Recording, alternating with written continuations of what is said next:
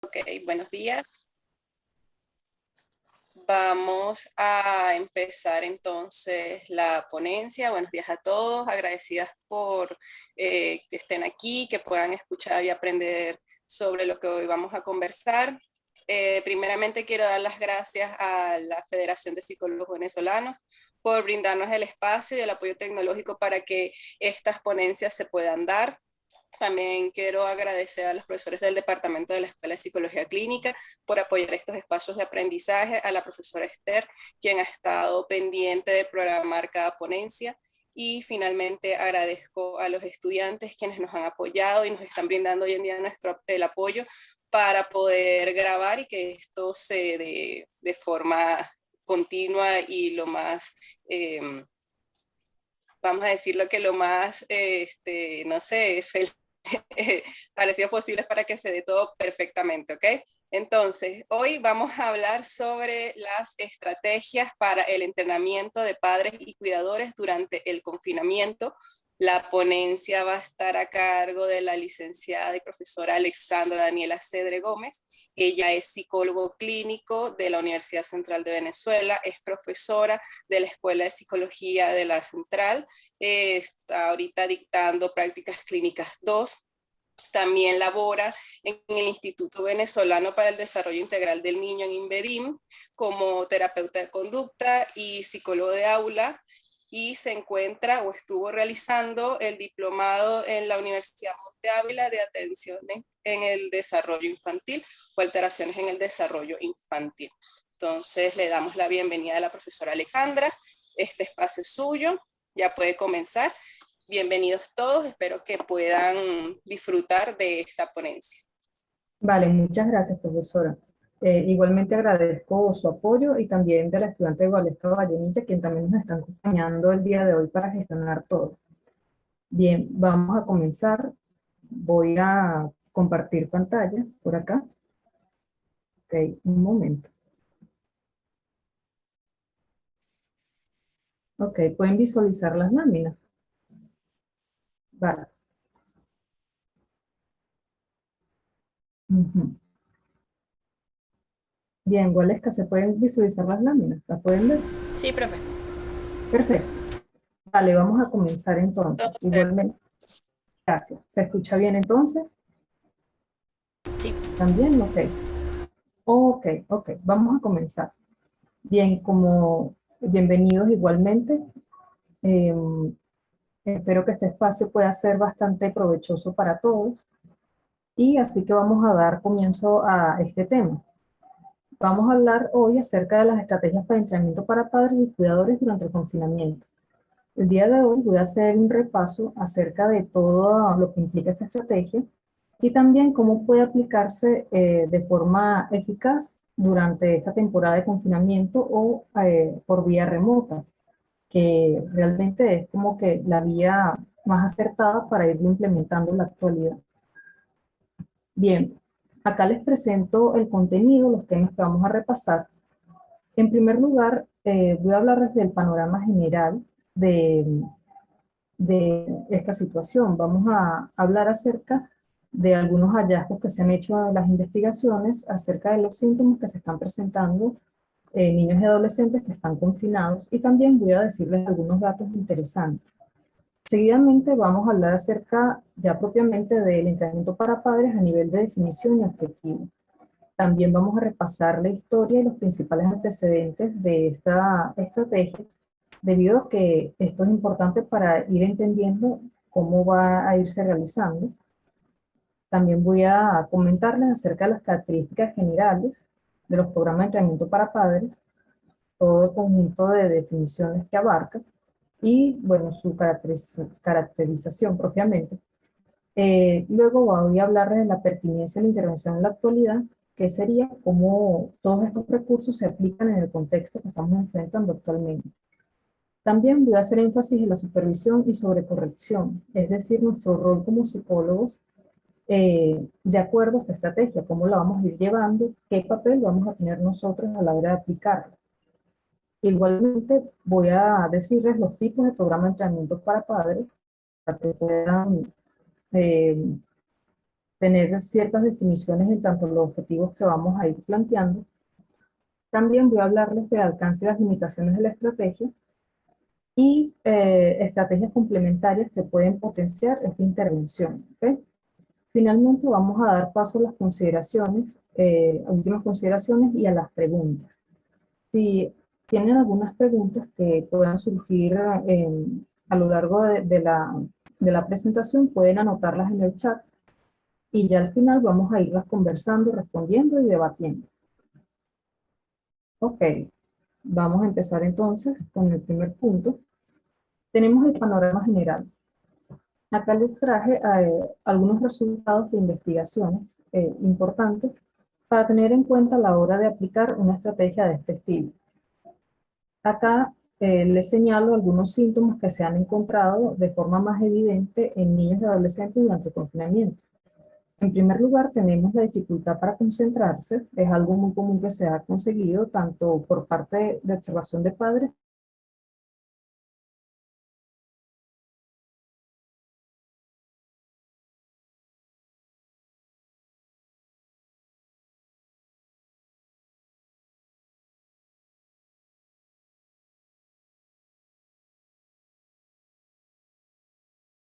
cierta exploración, si se puede, antes de aplicarla, ¿okay? En cuanto a estos síntomas particularmente. Igualmente, no podemos dejar de mencionar la importancia de la familia, ¿okay? No solamente vamos a tratar a niños a nivel de objetivo, sino que también tenemos que tomar en cuenta algunos padecimientos que pueden estar surgiendo a nivel familiar.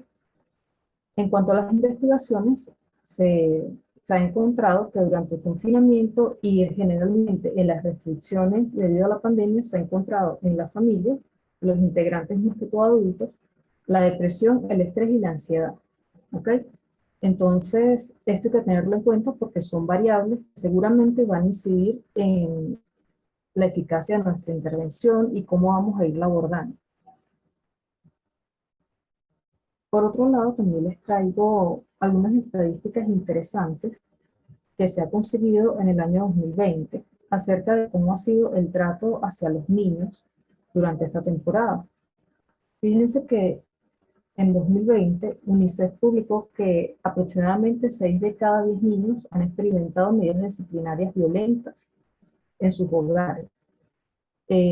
Entonces, nos damos cuenta que este es un número bastante grande, es una cifra grande, y vemos en evidencia que los padres están teniendo una orientación adecuada acerca del manejo que tienen con sus niños. Claro, algunos de ellos. Ya acá en Venezuela nos encontramos con una estadística interesante también hecha en el año 2020 por la organización SECODAT. Esta organización pudo procesar 4.300 consultas relacionadas con violencia en contra de niños y adolescentes. ¿Ok? Eso ya es a nivel de Venezuela. Acá les traigo también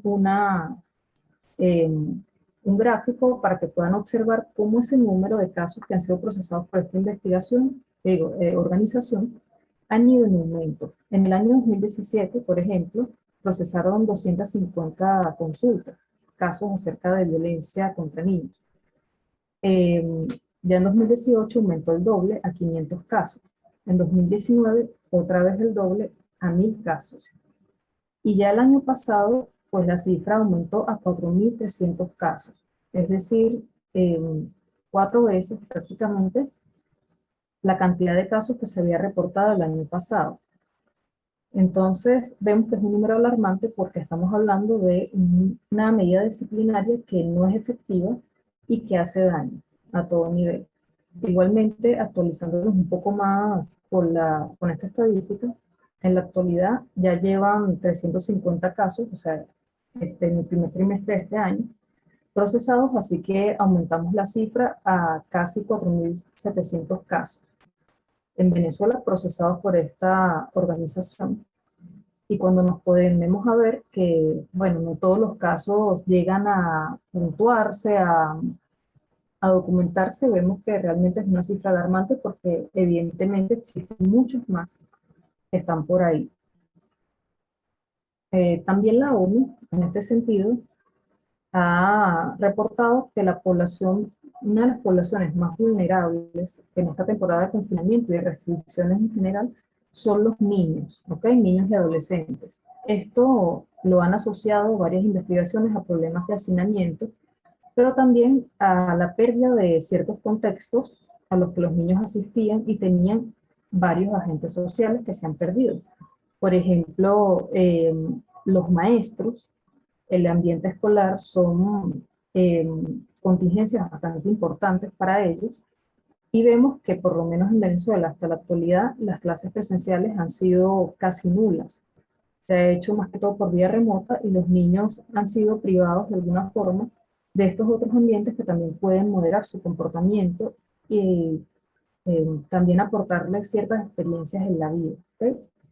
Entonces, quiero que tengan en cuenta que esta estrategia va dirigida precisamente a padres y a niños que en este momento son una población vulnerable.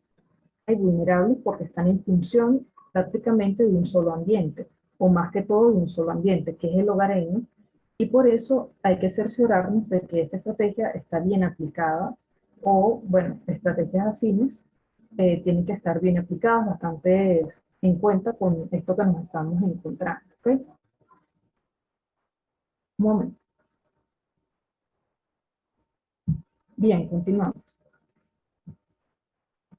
Vamos a hablar ahora acerca de la estrategia propiamente del programa de entrenamiento para padres. Por acá les traje la definición, que es básicamente una técnica, disculpen, de modificación de conducta. Esta técnica está dirigida a desarrollar habilidades en los padres para disminuir conductas disruptivas y aumentar conductas deseadas propiamente. Eso a grosso modo a nivel de definición. Y también a nivel de objetivo principal tenemos que desarrollar una serie de habilidades en los padres que les permita observar, es decir, dar cuenta de estas conductas que queremos potenciar o cambiar, identificar a nivel de definición de estas conductas y también responder a ellas de forma tal que se mejore la calidad de interacción con los niños, con, con los adolescentes, ¿ok? Entonces, la parte de responder es donde nos vamos a enfocar más porque precisamente en esta parte es donde se desarrollan las técnicas que van a ser influidas por esta estrategia. Eh, Igualmente, es importante que tengan en cuenta que la figura de padres no se refiere precisamente a los progenitores del niño, ¿ok? Cuando hablamos de entrenamiento para padres, hablamos de entrenamiento para los cuidadores, entrenamiento para esos principales agentes sociales que van a cambiar la conducta del niño. Así que, de hecho, en este tipo de entrenamiento también se contempla, por ejemplo, entrenamiento para maestros, entrenamiento para tutores, entrenamiento para familiares que tengan que ver con el niño, que puedan incidir en su conducta. Y claro, los objetivos se adaptan dependiendo de estas poblaciones, ¿ok? Eso como punto de partida para dar entrada a lo que es esta estrategia.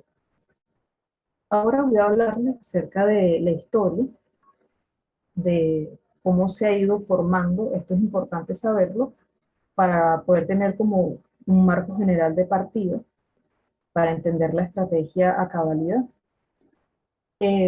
Bueno, la estrategia empezó a surgir en el año 1959, prácticamente la década de los 60 más o menos, y los primeros programas de entrenamiento para padres fueron basados en los principios de condicionamiento operante, ¿ok? Esto fue estrictamente conductual debido a que estaba en boga, por así decirlo, toda esta estrategia de modificación de conducta.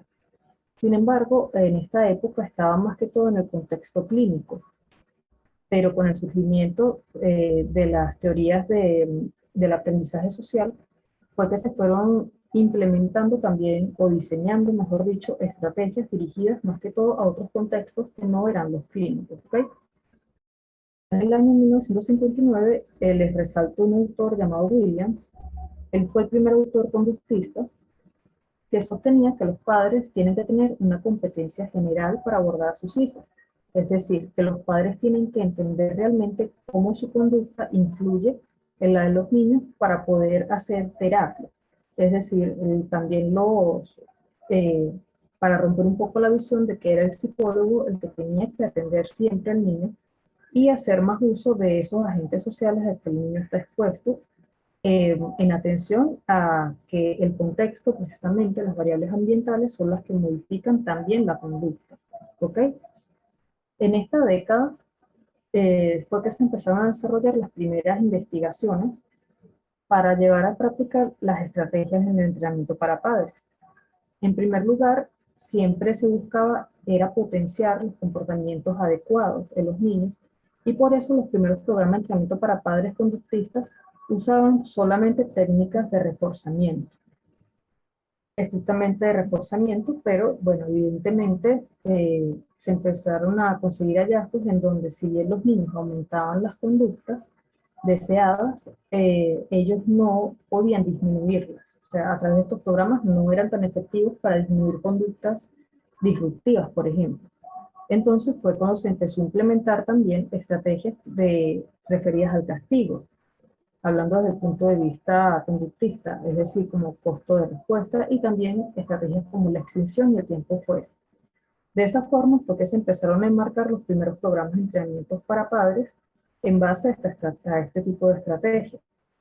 Igualmente, en esa década se empezaron a implementar los paraprofesionales, o sea, los psicólogos empezaron a salir un poco del contexto clínico y empezaron a incluir a esos como agentes sociales, como les decía anteriormente, en donde se contemplaba precisamente a los padres.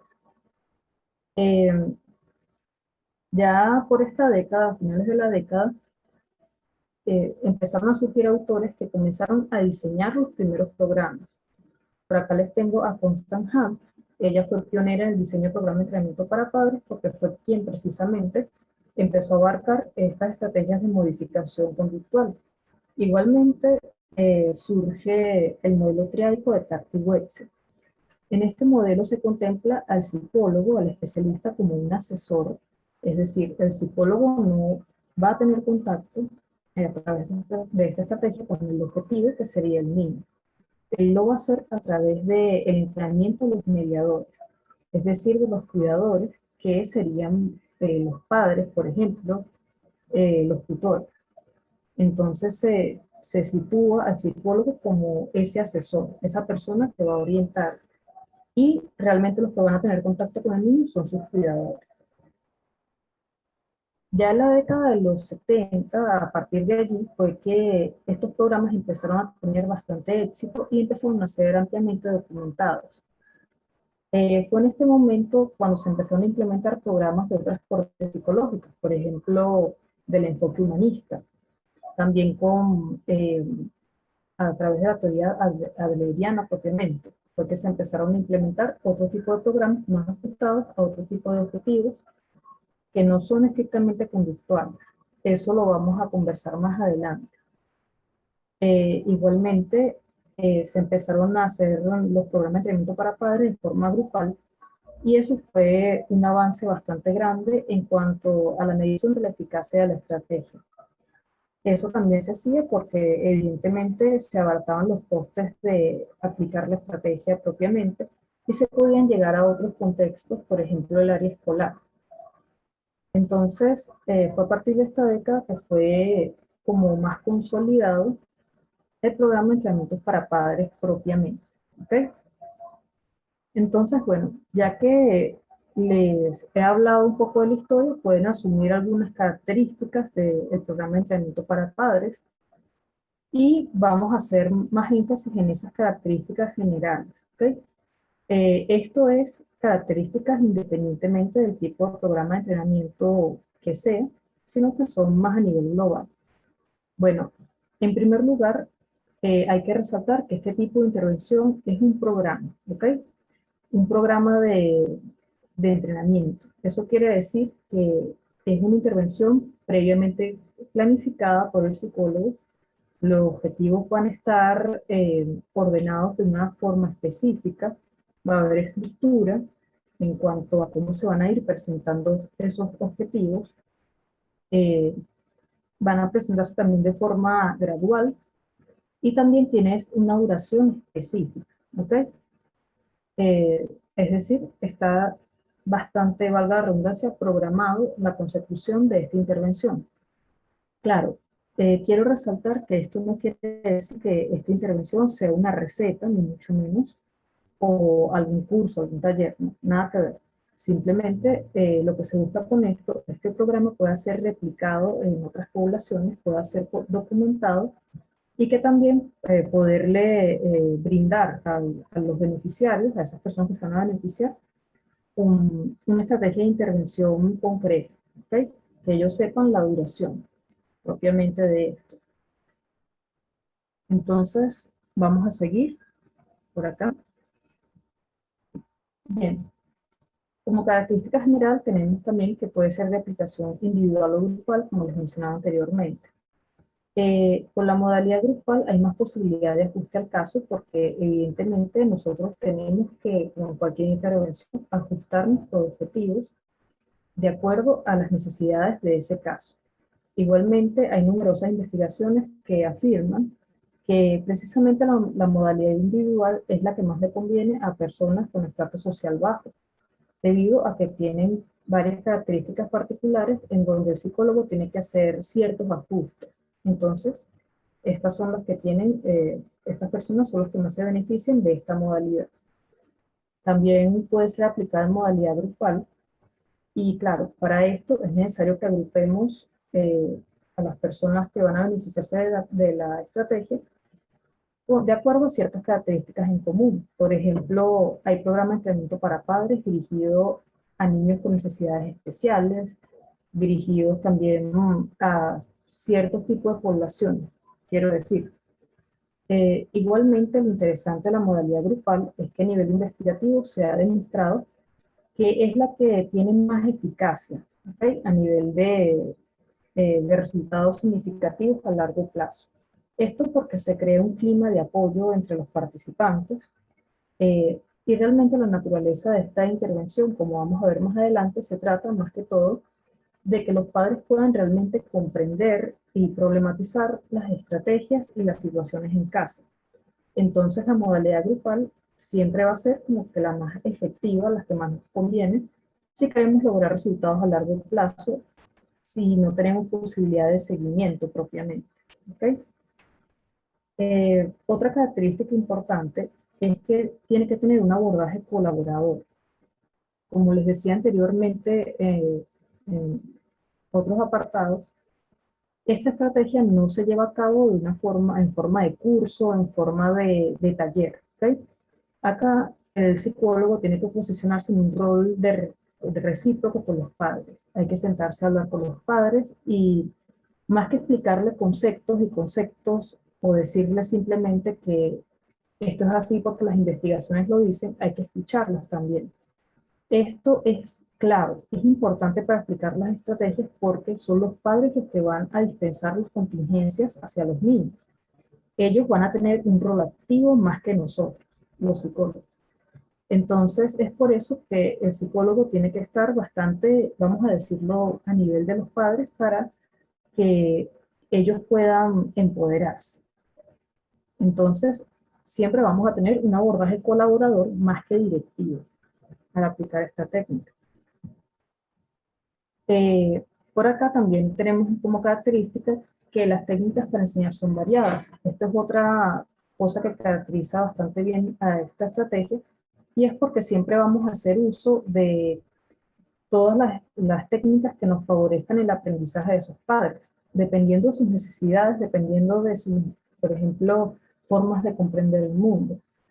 Acá les dejo algunas de las más usadas. Tenemos el debate, que era lo que yo les explicaba acerca de que tenemos que fomentar esas discusiones, esa problematización de las situaciones, más que todo porque hay padres que a veces les parece adecuada una conducta que nosotros sabemos que a la larga no lo va a hacer, no va a ser funcional, y tenemos que realmente debatir con ellos, más que enseñarles precisamente las técnicas específicas. ¿Okay?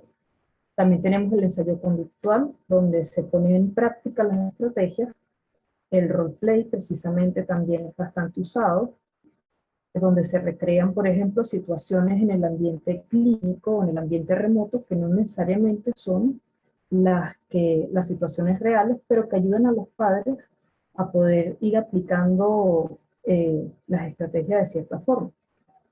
Igualmente, lo que sí es seguro que se manda son actividades para el hogar que en base a objetivos concretos y específicos. ¿Okay? Siempre el psicólogo, que si bien no vamos a ser directivos, tenemos que decirle a los padres qué van a hacer y cómo hacer. Igualmente, esta estrategia se vale de recursos diversos, y esto es bastante importante porque esta estrategia se adapta o es bastante versátil en el sentido de todos esos materiales que vamos a usar también, más allá de las técnicas de enseñanza. ¿Okay?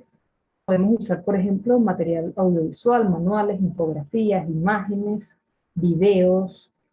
eh, y bueno, se ha usado tanta diversidad de recursos que también las investigaciones sugieren que los padres aprenden mejor de forma vicaria observando, antes que simplemente nosotros decirles las cosas. Entonces es algo que nos queda bastante bien precisamente cuando usamos vías remotas, ¿ok? Nosotros contamos actualmente con esos recursos la mayor parte de las veces, y en Internet podemos encontrar gran variedad de ejemplos. Entonces la técnica no va a comprometerse por esto, ¿ok? Queda siempre la creatividad del terapeuta y las necesidades de la población a quien va dirigido.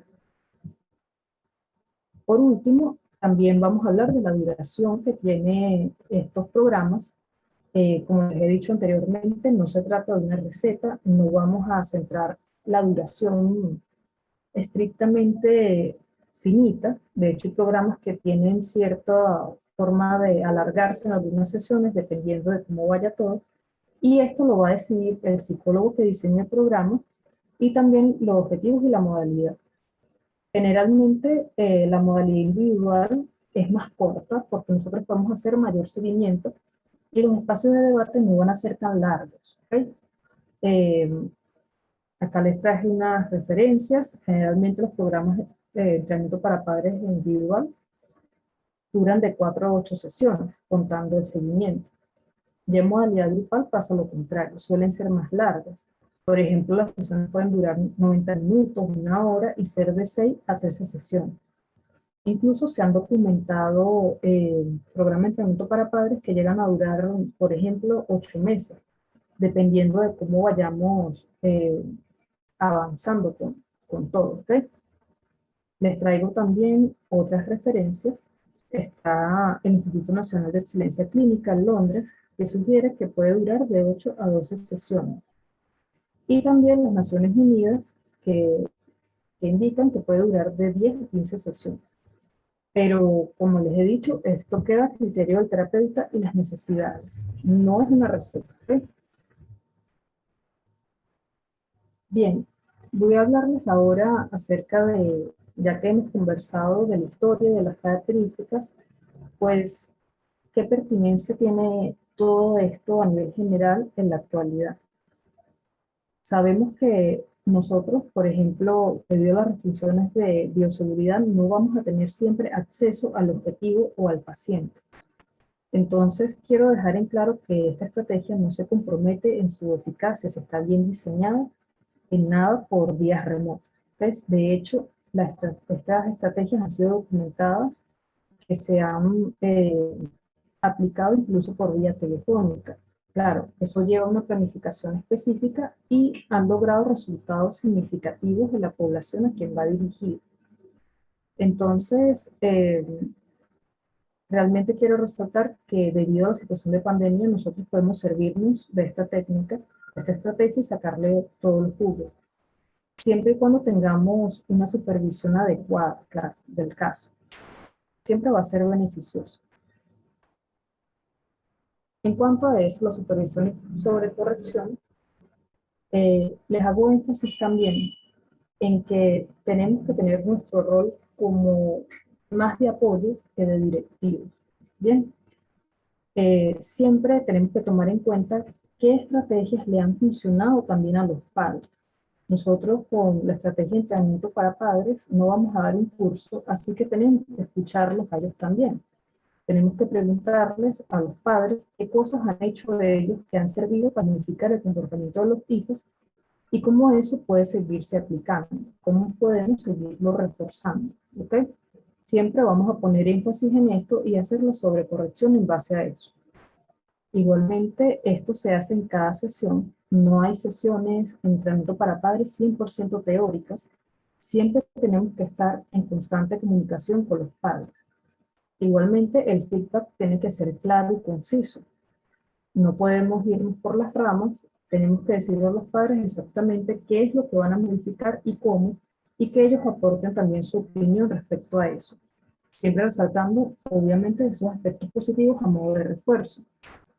Y bueno, esto puede llegar a ser un reto cuando se hace en formato grupal porque precisamente ese clima de apoyo, esa normalización de las vivencias que pueden experimentar los padres, pues puede jugar a favor o en contra. A favor a nivel de rapport, a favor a nivel de que ellos van a sentirse efectivamente más apoyados, o en contra en el sentido de que pueden haber ciertas alianzas, por ejemplo. Entonces el psicólogo tiene que saber mediar esto bastante bien y presentarse como alguien que va a ayudar, como alguien que va a sugerir más que todo estrategias y, y también mandar ciertas tareas que deben cumplir los beneficiarios, ¿ok? Entonces, esto siempre hay que tenerlo en cuenta porque se ve en la práctica bastantes errores al respecto. Esto de que los padres creen que es un curso y también algunos psicólogos que suelen aplicar esta estrategia de forma 100% teórica o de forma 100% directiva. O sea, es así, así, así y ya, porque esto es lo que funciona, esto es lo que dice la investigación y tenemos que salirnos de ese rol. Más que todo porque siempre que una persona nos pide ayuda tenemos que posicionarnos desde allí. ¿Ok? Más que todo con este tipo de estrategias donde ellos son los que van a ser los activos, que los que van a aplicar las contingencias. Bien, ahora voy a hablarles acerca de los tipos de programa de entrenamiento para padres. Acá, como les mencionaba anteriormente, eh, primero se consiguió desde el ámbito conductual, pero estas clasificaciones no son 100% en tanto al enfoque de la psicología que se va a emplear en la estrategia, sino que se clasifican de acuerdo a sus objetivos. Por eso es que hablamos de una aproximación, no de un enfoque ni nada por el estilo. Tenemos, en primer lugar, la aproximación conductual, que son los programas de entrenamiento para padres más clásicos, ¿ok? Es algo muy parecido a lo que yo les decía anteriormente. Acá se contemplan estrategias de refuerzo, de castigo, de extinción, todas las estrategias basadas en los principios de modificación de conducta al condicionamiento operante. Esas serían las conductuales puras y luego también en esta aproximación se enmarcan las cognitivos conductuales propiamente. Más adelante voy a profundizar en esto. ¿Okay? Como les decía, en base a los objetivos es que se clasifica. Acá entonces tenemos un programa de entrenamiento para padres donde el objetivo se basa en las relaciones interpersonales. Entonces, hay programas de entrenamiento para padres que son de corte humanista y también otros que se basan en teorías adlerianas propiamente. ¿Okay? Acá se contemplan más que todo, disculpen, lo que es la familia, los roles familiares, la comunicación. ¿Okay? Y por último, tenemos los programas más actualizados, que son los de aproximación mixta. Acá se combinan tanto estrategias conductuales como humanistas y son los que tienen resultados también más significativos, lo que se están estudiando actualmente. Claro, esto no significa que los otros estén desactualizados, sino que este es como el nivel de objetivo más rico. ¿Okay? Bueno, voy a profundizarles ahora acerca de la aproximación conductual. Tenemos la conductual pura, como les mencionaba anteriormente, son las más clásicas, son las que se abordan desde los principios del aprendizaje social. Esas teorías también más adelante se complementaron con las teorías de Bandura también, Y aquí es donde se implementan esas técnicas 100% de modificación de conducta operante. Eh, Más que todo, castigo negativo, refuerzo positivo, tiempo fuera y extinción. ¿Ok? También tenemos las cognitivas conductuales, que ellas buscan también meter elementos para modificar creencias distorsionadas acerca de la crianza. Acá es bastante interesante porque también se emplean estrategias propias de la corriente 100% cognitiva o cognitiva conductual, que es precisamente la modificación de pensamientos disfuncionales. Pero se aplican más que todo cuando se identifica una población donde los padres tienen cierta forma de pensar inadecuada. Por ejemplo, en poblaciones de padres maltratadores o donde existe bastante abuso de todo tipo, por ejemplo, abuso psicológico. Es donde se emplean estas estrategias porque no solo se aplican los principios de los programas conductistas, sino que también se promueve ese cambio de creencias que los padres tienen en torno a la crianza. Bien, ahora voy a hablarles en general acerca de esta aproximación, eh, hablándoles acerca de los supuestos en donde se enmarca. Tenemos el supuesto de que el comportamiento humano se determina a través de contingencias de refuerzo y castigo. Esto es algo que siempre hay que tener en cuenta a la hora de enseñar la estrategia. Siempre vamos a basarnos en que las conductas, tanto disruptivas y también las deseadas, se refuerzan y así es como se mantienen en el tiempo. Igualmente, tenemos que las conductas problemáticas son aprendidas y mantenidas a través del reforzamiento, que era algo que ya les explicaba anteriormente.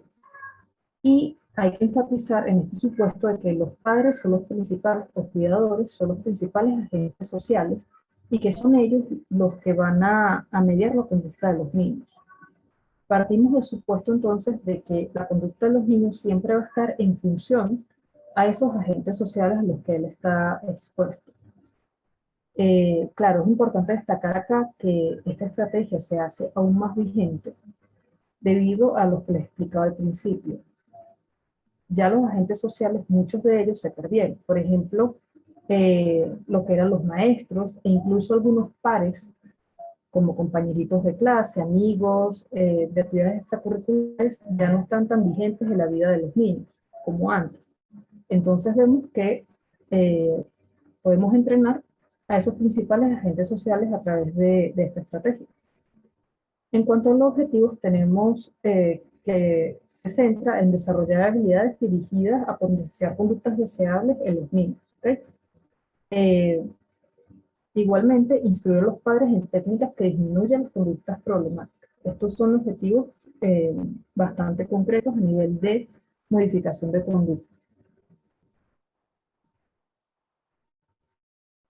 Ahora voy a decirles cómo se lleva a cabo un programa de entrenamiento para padres de la aproximación conductual. ¿Okay? Estos son aspectos generales, como les dije, no es una receta, pero es algo que siempre tienen que tener este tipo de programas. Siempre no pueden faltar. En primer lugar, dejar claro que la instrucción va a ser didáctica. Como les he reiterado bastante a lo largo de la presentación, siempre tenemos que decirle a los padres que no es un curso, que no es que se apruebe un curso ni nada, sino que ellos deben emitir sus opiniones, deben aportar ejemplos, deben participar, ¿ok? Más que todo cuando es grupal, que siempre en los grupos vemos personas periféricas. Entonces, debemos hacer énfasis en que el psicólogo, o sea, el éxito del programa no siempre va a depender del psicólogo, sino también de ellos. Entonces, la instrucción tiene que ser muy recíproca. Luego, se pasa a explicar el supuesto de que las conductas problemáticas son aprendidas. Esto hago énfasis acá porque si bien nosotros los psicólogos tenemos bastante internalizado que las conductas siempre se aprenden, o la mayor parte de ellas siempre se aprenden, muchas veces esto no está tan claro para las personas que no estudian psicología. Muchas veces los padres cometen el error de creer que, por ejemplo, el niño llora porque está chiquito. O sea, bueno, él llora porque, mira, es que está chiquito, obviamente va a llorar. ¿Cómo no va a llorar? Es lo que nos dicen en las consultas. Entonces, bueno, sí, hay que hacerles entender, por ejemplo, que si bien hay una etapa madurativa que hace que el organismo sea más propenso a llorar, la función de ese llanto siempre va a ser aprendida. ¿En qué momento el niño llora, por ejemplo, para exigir algo, para expresar frustración? Esto es algo que se aprende y se refuerza. Entonces, esto hay que dejarlo bastante claro desde el principio de la estrategia, porque si los padres parten de estas ideas, de naturalizar a los hijos, como por ejemplo también se escucha bastante de que no, que él es malo, que él es bueno, y no se dan cuenta que son conductas que han sido aprendidas de sus agentes sociales, bueno, si no tienen esto en cuenta, seguramente lo que viene después va a fallar. ¿Okay? Entonces siempre hay que dejarlo claro desde el principio. Luego, se pasa a definir e identificar los antecedentes y consecuencias de las conductas. Esto es importante. No nos podemos quedar en que las conductas, esto de que se porta mal o se porta bien, o sea, en definiciones vagas. Esto es clave porque los padres tienen que aprender a dar cuenta de esos indicadores, de las conductas que vamos a mantener y a modificar. Si no se tienen en cuenta los indicadores, estas características, esta manifestación, nos vamos a quedar en una parte subjetiva de todo. Esto de que el niño es malo, el niño es bueno, el adolescente es grosero, yo quiero que él no sea tan grosero, entonces, bueno, hay que aprender a decirles, bueno, ¿qué es la grosería? Vamos a definirla, en qué momento te las dice, cuándo te dice la grosería, qué consecuencias tiene para él decir las groserías, por ejemplo. Entonces, le hablamos a los padres acerca de los antecedentes de las conductas, qué cosas la elicitan y también de las consecuencias que tienen para él, para el objetivo, para el niño. Entonces, esto también tiene que quedar bastante claro. Esto sé que puede sonar como algo que todo el mundo sabe, que todos los psicólogos deberíamos saber, pero es bastante importante tenerlo en el programa de entrenamiento para padres, particularmente importante, ¿ok? Porque no siempre se tienen estas definiciones en cuenta. Luego, otra cosa clave que tenemos que explicar es la manera adecuada de impartir instrucciones y órdenes. Esto es la forma de aproximación que los padres van a tener hacia sus hijos. Siempre hay que decir a los padres que a los niños y adolescentes se les dice qué hacer en vez de qué no hacer. ¿Ok? Porque, por ejemplo, el psicólogo muchas veces manda a corregir las conductas, pero los padres creen que corregir una conducta es que, por ejemplo, cuando el niño grita, ellos van y le dicen, no grites, pero no grites. Y eso no es la forma adecuada de impartir una instrucción. En vez de decirle, por ejemplo, que no grite, hay que decirle al niño que guarde silencio. Hay que explicarle a los padres que debido a que el niño o el adolescente está en el proceso de crecimiento, hay que enseñarles de forma clara y concisa más bien qué hacer en vez de qué no hacer. Porque lo que puede suceder es que si un padre le dice al niño, por ejemplo, no grites, el niño va y se pone a saltar. El niño va y se pone a hacer bulla dando golpes con su mano, por ejemplo, a un objeto. ¿Por qué? Porque el niño no tiene internalizado qué es lo que se espera de él en ese momento. Entonces, esto también tiene que quedar bastante claro a modo de sobrecorrección, porque si no nos va a interferir con cómo los padres van a ir aplicando las técnicas conductuales propiamente. ¿Ok? Esto como todo esto que les acabo de mencionar como premisas básicas para ir adentrándonos en lo que es ya las técnicas per se que se utilizan acá en el programa de entrenamiento para padres, de la aproximación conductual. Seguidamente es que se va a enfatizar en el mantenimiento de conductas adecuadas a través de la técnica de reforzamiento. Ahora sí vamos a entrar, perdón, en materia en cuanto a los tecnicismos que vamos a enseñarle a los padres. Lo primero que se enseña es el reforzamiento, ¿ok? ¿Cómo reforzar? ¿Por qué? Porque los padres generalmente están más familiarizados con esto. Cuando nosotros enseñamos a los padres que las conductas son aprendidas, siempre tenemos que poner ejemplos. Ellos seguramente nos van a dar muchísimos ejemplos. Entonces vamos a partir de esto. Vamos a explicar a los padres lo que son los conceptos de reforzamiento y también los reforzadores, los tipos de reforzadores y su calidad. Por ejemplo, la efectividad de un reforzador social, la efectividad de un reforzador tangible, de un reforzador intrínseco. Todo eso hay que explicárselo a los padres eh, porque ellos seguramente van a dispensar esas contingencias primeramente porque se les hace más fácil. Y aquí es cuando se potencian las conductas deseadas que ya el niño tiene instauradas. ¿Okay? Y también puede dar pie a que él aprenda otras. Una vez que los padres aprendan a dispensar correctamente las contingencias de refuerzo, de reforzadores, es que nosotros vamos a enseñarles ahora las técnicas de castigo propiamente. ¿Okay? Todas las técnicas que disminuyen la probabilidad de que aparezca cierta conducta.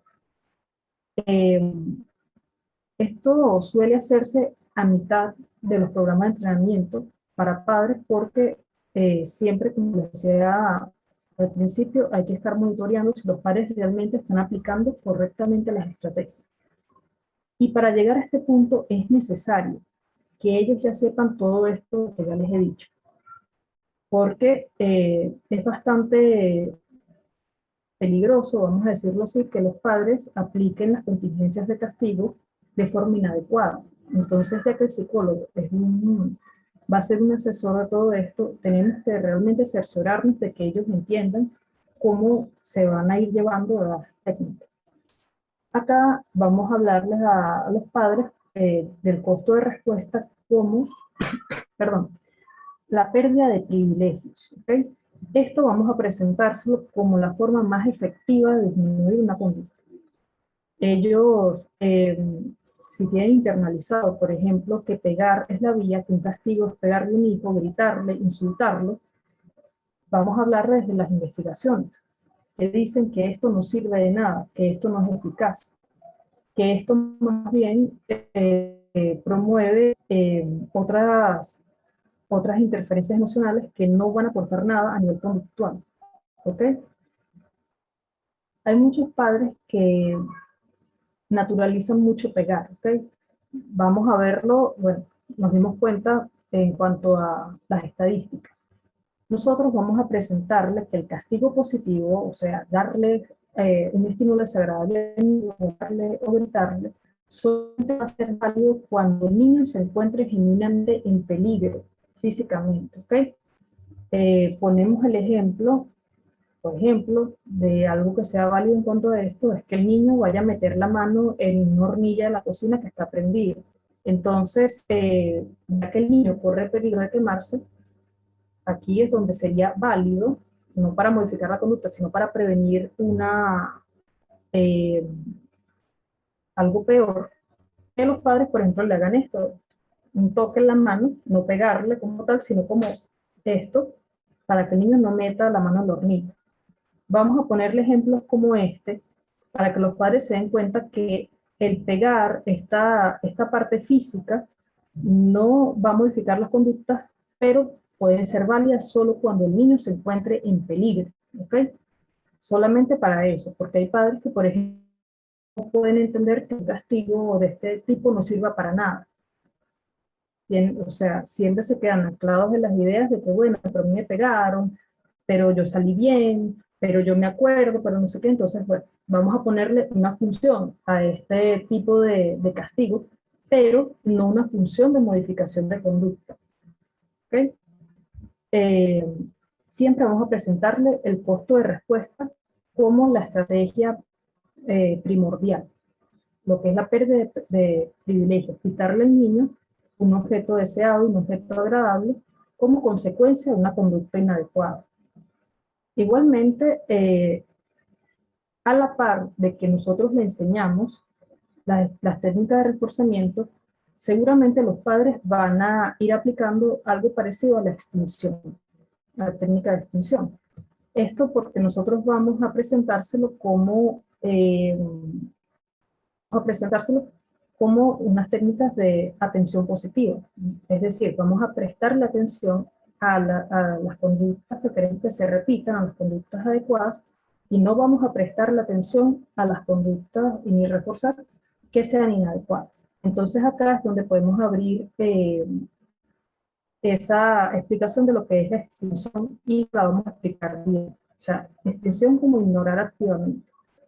Esto, bueno, ustedes pueden extenderse más en esta parte respecto a esta técnica. Y también se contempla lo que es el tiempo fuera. Retirarle todos los estímulos al niño, por ejemplo, hasta que se calme, hasta que bajen ciertas variables de índole fisiológicas, emocionales, y poder conversar con él. Esto también vamos a explicárselo a los padres como otra técnica para disminuir comportamientos inadecuados. Bien, cuando nos aseguremos de que los padres saben aplicar de forma adecuada las contingencias, es que nosotros vamos a incentivar también que ellos aumenten la cantidad y la calidad de interacciones con los niños. Una vez que los padres saben que la conducta de los niños está funcionando de ellos, es que ellos pueden dar pie a que estas interacciones sean de más calidad. Entonces vamos a ayudar a los padres a poder dispensar esos reforzadores de forma adecuada, poder disfrutar más a sus hijos, enseñándoles precisamente a través de estas técnicas que les conversamos. Esto siempre, claro, bajo la forma de aproximarse a él, ¿okay? La forma que les explicaba de impartir instrucciones, por ejemplo, nivel de feedback, nivel de sobrecorrección que ellos van a hacer. Igualmente, ya en este punto también tenemos que hacer resaltar, mejor dicho, la importancia del contexto. Esto porque hay otros padres, otro tipo de padres, donde sienten que son 100% culpables de la conducta de sus niños. Entonces, siempre hay que enfatizar que hay otras variables ambientales que van a influir en su comportamiento. Estas variables ambientales pueden ser incluso otras personas que no son necesariamente la familia, y también elementos del ambiente. Entonces acá cabe bastante bien la técnica de ¿cómo decirlo? De disponer el ambiente, o sea, colocar al alcance del niño esos estímulos que van a potenciar las conductas deseadas. Y también a nivel de castigo se aplica esto, ¿sí? Igualmente, ya como para finalizar este tipo de aproximación, nos encontramos con que tenemos que hacer necesariamente sesiones de seguimiento. Esto suele hacerse ya, por ejemplo, si la intervención era semanal, se puede hacer de forma quincenal. También se pueden prevenir incluso conductas problemáticas que puedan venir en un futuro. Esto es más que todo cuando nosotros identificamos que, por ejemplo, la familia está próxima a un vuelo migratorio, que es algo muy vigente en el contexto actual. Entonces podemos prevenir a los padres acerca de cómo actuar cuando el niño empiece a manifestar conductas propias de un duelo. También, por ejemplo, en programas cortos, que son de corta duración, tenemos que prevenir a los padres de que las conductas que se extinguen no siempre van a desaparecer para siempre, pueden volver a aparecer. Entonces aquí es donde le tenemos que decir que es cuando más tienen que hacer énfasis en las estrategias que ya saben, no recaer, pues. Entonces, siempre estos programas van a tener sesiones de seguimiento que son muy necesarias, porque ahí es donde nosotros podemos predecir si las estrategias van a ser efectivas a lo largo del tiempo, o si hay que hacer algún otro ajuste, ¿ok? Otro ajuste por ahí, poder alargarlo un poco, ¿sí? Ok, eso sería lo que es la aproximación conductual. Acá les traigo un ejemplo de un programa de la aproximación conductual. El programa se llama Raising a Thinking Child. Está estructurado de 10 a 12 sesiones, dirigido a padres de niños de 1 a 7 años de edad. Este programa se centra en el desarrollo de habilidades para resolver problemas, y es interesante porque este programa está catalogado como una estrategia cognitivo-conductual, no conductual per se, porque precisamente ellos se centran en cuanto a esa forma de dirigirse a los niños y estas premisas iniciales que yo le decía, más que todo en explicar a los padres que los niños tienen que ser independientes. Los niños tienen que comportarse de forma independiente, aprender a resolver sus propios problemas. No tienen que contar siempre con el apoyo de un adulto. Entonces el programa no solo entrena en estrategias de modificación conductual, sino que también trata de hacerle ver a los padres eh, que los niños pueden realmente lograr muchas cosas por sí mismos y ellos simplemente van a ser un apoyo para ellos. Igualmente implementando las habilidades para resolver problemas. Este tipo de estrategias como forma de que los padres se apliquen la resolución de problemas y también enseñárselo a los niños para que puedan usarlos para su provecho. Bien, eso sería lo que son los programas conductuales propiamente. Ahora voy a hablarles de la aproximación de las relaciones interpersonales. Estas estrategias tienen como objetivo principalmente mejorar la comunicación de padres e hijos. ¿Okay? Eh, Ellos se basan principalmente en abordar lo que es la empatía, la comunicación de sentimientos y las emociones, ya que lo posicionan como un eje problemático en cuanto a muchas conductas de los niños. Eh, Tenemos que hay dos enfoques principales de este tipo de estrategias. Tenemos a los humanistas, y aquí se implementan estrategias que sirven para mejorar la comunicación, ¿okay?, entre padres e hijos, y también se emplean ciertos elementos conductuales que, si bien no son parte de las técnicas de modificación de conducta operante, ellos también contemplan este elemento en forma de consecuencia, ¿okay?, de aplicación de límites y consecuencias. Eso lo voy a explicar más adelante. Por otro lado, también está la aproximación de corte adleriano. Acá se contemplan el rol de cada miembro de la familia y también las necesidades del grupo y la exigencia para cada integrante. Para estas estrategias, pues se seleccionan ciertos tipos de familias, como por ejemplo cierto número de hijos, y se toma en cuenta necesariamente el rol de cada uno de ellos y cómo ellos están desempeñando su papel, sus exigencias, aportando a la familia, relacionándose con los otros miembros de la familia. ¿Okay? Claro, esta estrategia sí lleva un poco de exploración previa. No es algo, perdón, que puede implementarse siempre como a nivel de prevención o de manual, precisamente por estos elementos. En cuanto a los supuestos de este tipo de aproximación, tenemos que los patrones atractivos de comunicación son las causas principales perdón, de las conductas inapropiadas de los niños. Ellos toman esto como el eje problemático.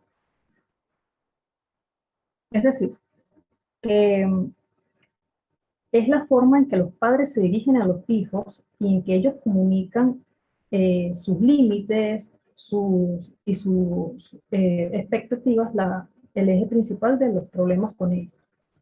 Los posicionan desde esta perspectiva. ¿Okay? El otro supuesto es que el comportamiento siempre va a ser contextual y tiene un fin social. Entonces, acá hacen énfasis en que los padres también son unos agentes de cambio, ¿no?, para los hijos, pero no tanto a nivel de su propio comportamiento y gestión de contingencia, sino en la forma en que se dirigen, en la forma en que les dan a entender a los niños y adolescentes lo que se quiere de ellos. Igualmente, se basa en que los niños y adolescentes tienen comportamientos con fines sociales, para satisfacer o, por ejemplo, retar a esas figuras de autoridad que se están contemplando desde esta perspectiva. Entonces, se basa en esto para poder desencadenar las estrategias las técnicas, perdón, de intervención. Como objetivo se tiene desarrollar las habilidades en los padres para mejorar la comunicación y comprender a los hijos, ya que, como les mencioné anteriormente, esto es el eje problemático, y también incentivar conductas que promuevan relaciones de cooperación y respeto a la familia. Acá se influye bastante, principalmente a los padres, a fomentar esto, ¿ok? A que no solo se dé bien, sino también promover esa cooperación, ese respeto de forma, perdón, vamos a decirlo, democrática con los niños. Ahora voy a mencionarles las formas de llevarlo a cabo, así como hice en la otra aproximación. Primero se les explica a los padres la importancia del respeto y el entendimiento mutuo. ¿Okay? Esto es más que todo para padres directivos o periféricos. Directivos en el sentido de que pueden llegar a pensar que son figuras de autoridad y que lo que ellos dicen es porque tienen la razón. Entonces, esta estrategia busca perdón, que ellos puedan tener la perspectiva de que a los niños también hay que entenderlos, hay que escucharlos, también a los adolescentes más que todo. Tiene que haber una interacción real, un intercambio para que puedan haber cambios realmente positivos en la dinámica familiar y en el comportamiento, más que ellos permitirse a dar instrucciones e instrucciones que deben cumplirse ya. También se enfatiza la explicación de la familia como sistema. Acá, perdón, se sirven bastante de algunas teorías psicodinámicas en donde se ven algunos roles familiares y se les instruye a los padres acerca de cómo este rol está influyendo en ciertos comportamientos, cómo ellos dan a entender su rol, por ejemplo. También se les explica los supuestos. Esto que les explicaba anteriormente, de que el comportamiento es contextual, acá se hace énfasis en que, y tiene un fin social, se hace énfasis en que los niños y adolescentes van a tener su conducta referente a esa persona con quien están interactuando. Entonces, vemos, por ejemplo, que hay contextos escolares, con otros agentes sociales, hay pares, hay familia, entonces aquí es donde se busca separar un poco para que los padres entiendan que los niños y adolescentes pueden comportarse de diferente manera dependiendo de todo esto. También se identifican, al igual que la estrategia anterior, y promueven conductas que desarrollen interacciones cooperativas y respetuosas. Acá también hay una exploración muy parecida al enfoque conductual propiamente, que es donde nosotros vamos a ver qué le ha funcionado a los padres como forma de comunicación, qué cosas que han hecho ellos para dar a entender sus instrucciones, por ejemplo. Y se incentiva también en que si los padres lo hacen de una forma adecuada, pues sigan haciéndolo, más incentivando a las relaciones cooperativas, más que directivas o periféricas. Y también respetuosas, ¿ok? Igualmente en este apartado voy a extenderme un poco en la explicación de las técnicas específicas, algunas de ellas que se usan. Porque si bien nosotros ya conocemos perfectamente qué es un refuerzo, qué es un castigo, qué es una extinción, pues muchas veces no estamos familiarizados con otro tipo de estrategias que también se ha demostrado, de acuerdo a los estudios, que es efectiva para este tipo de intervención. Entonces, bueno, tenemos como primera técnica la escucha activa y reflexiva. Esto como primer paso. Acá se le enseña a los padres a tomar turnos para hablar y para escuchar a los niños. Igualmente se espera que ellos le enseñen lo mismo a sus hijos. Esto para tener pautas específicas a la hora de comunicarse y también poder realmente comprender lo que está sucediendo con los hijos, tener turnos, tener momentos para hablar, para discutir, para debatir, ha demostrado que efectivamente genera, perdón, una mejoría en cuanto a la percepción de los niños en relación con sus padres. Por ejemplo, en temas como el autoestima. Entonces se entrenan los padres para esto. Otra estrategia se llama mensajes del yo. Esto se centra en enseñar a los padres cómo transmitir a nivel de mensaje sus intenciones. Esto pasa por evitar comentarios críticos que culpabilizan a la persona, a la relación entre ellos mismos, como pareja, en caso que sea una pareja, los hijos. Esto porque se ha demostrado que una sobrecorrección, que es algo que hay que tener bastante en cuenta, no es criticar, no es buscar.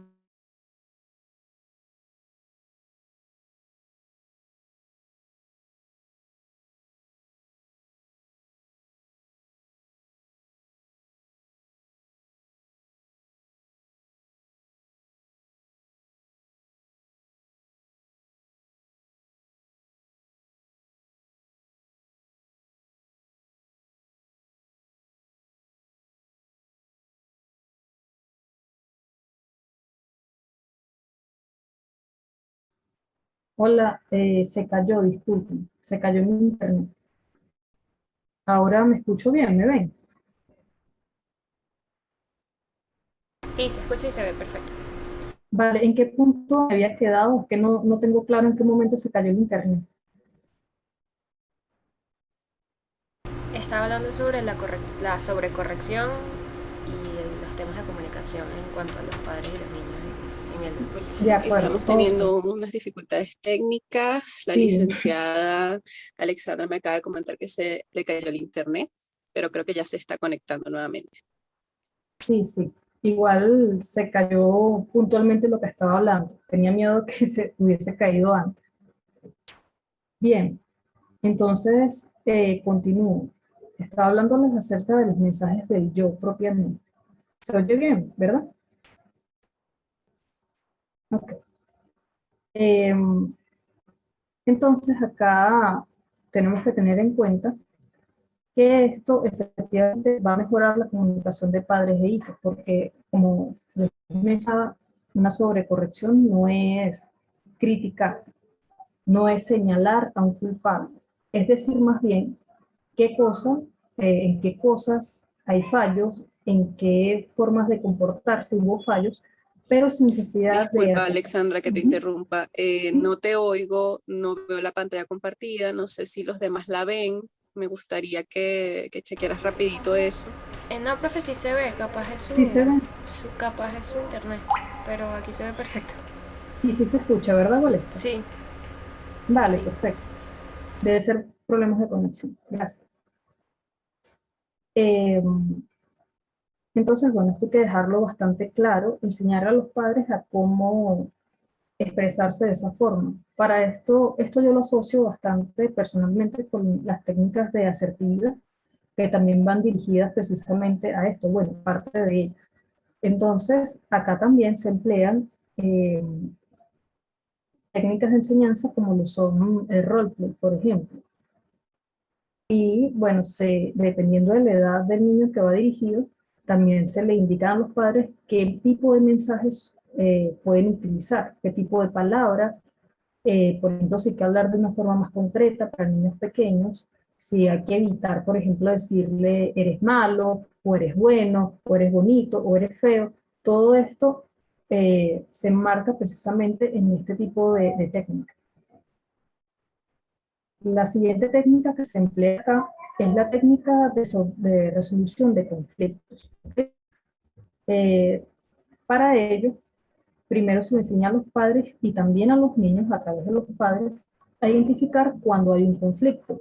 Acá se busca que ellos puedan solucionar ese conflicto de forma que pueda satisfacer a ambas partes, a ambas visiones.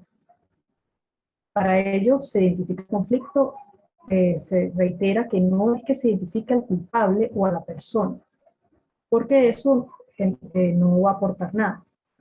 Se identifica el problema propiamente, o sea, el problema se posiciona como algo que está sucediendo, no como que este tiene la culpa y este no. ¿Okay? Luego se incentiva a la búsqueda de soluciones a la par de padres e hijos a través del método de tormenta de ideas. Acá es donde los niños van a emitir y adolescentes su opinión acerca de cómo puede solucionarse el conflicto al que están enfrentando o el problema, en conjunto con los padres. Luego se incentiva a que se evalúen las alternativas que se generaron y se satisfaga, y buscar alguna que satisfaga ambas partes.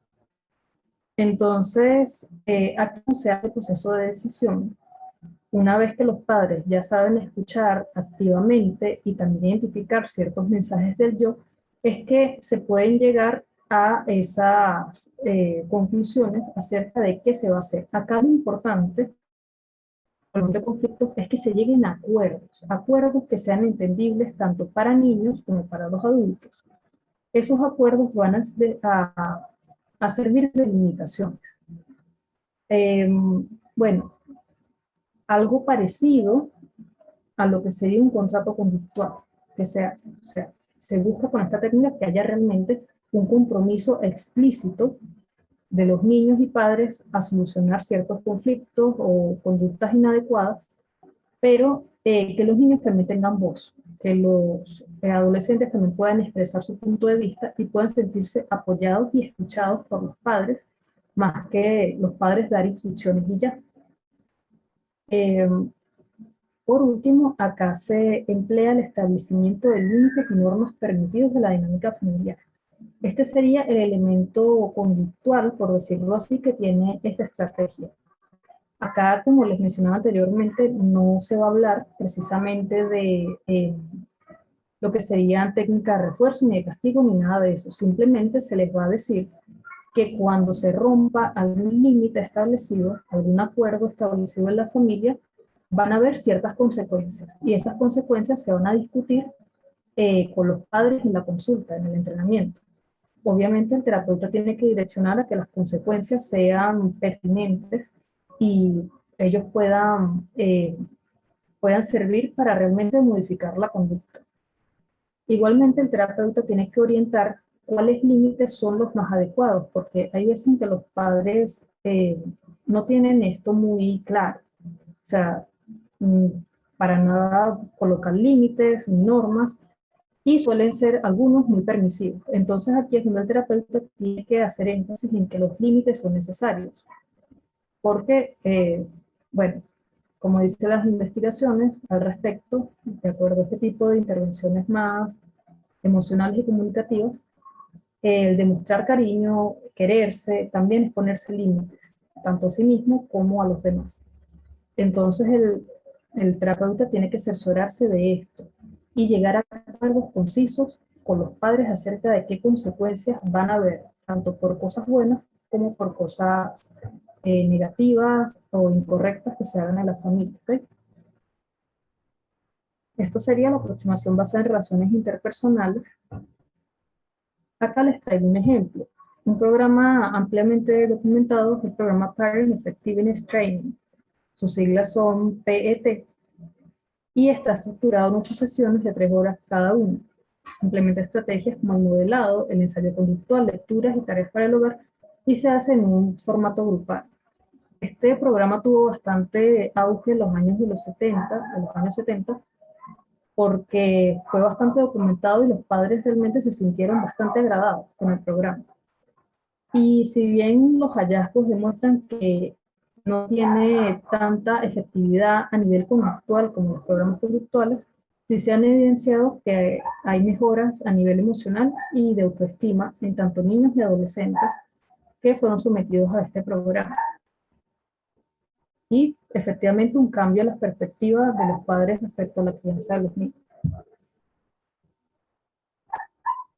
Bien, por último, en cuanto a los tipos de programas de entrenamiento para padres, tenemos la aproximación mixta.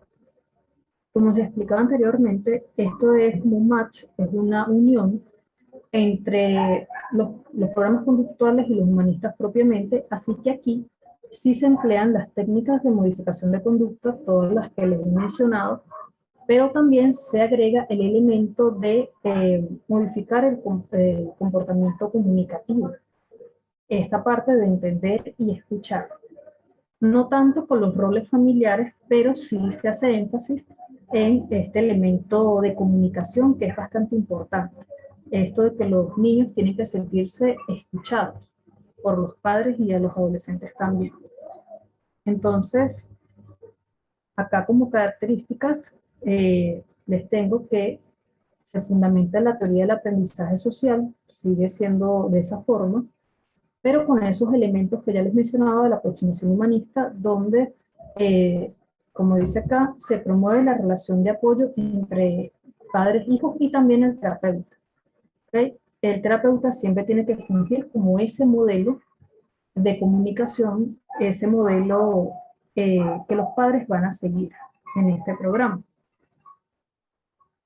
Como supuestos, no están tan claros porque, como les digo, es algo más actual y eh, contempla varios elementos de dos aproximaciones.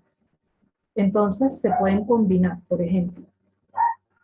Como objetivo, se tiene enseñar a los padres técnicas de disciplina no violenta y de refuerzo también para potenciar conductas adecuadas. Y también proporcionar técnicas para mejorar la comunicación entre padres e hijos.